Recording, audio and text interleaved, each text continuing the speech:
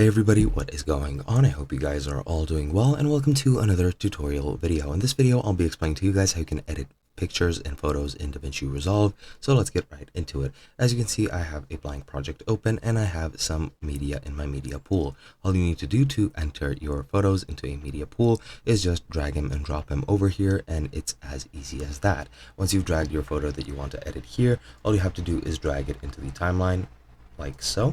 And as you can see, now I have this image of a dog imported, and it'll last for up to, I think, 5 seconds. And that is the standard duration. You can make it larger, you can make it smaller, all depends on what you want. I'll just make it 5 seconds so that it doesn't interfere with anything else.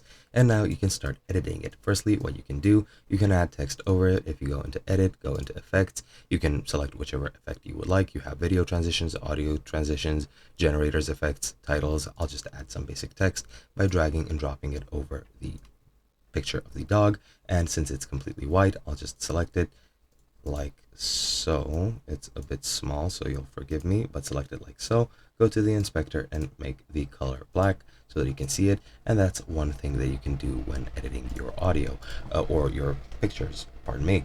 The other things you can do, you can go into colors and you can color grade the entire picture. You can do whatever you want. You can go into blur, make the picture a bit sharper by lowering the blur radius. You can go into color wheels, make the mid detail a bit more so that the picture is a bit sharper.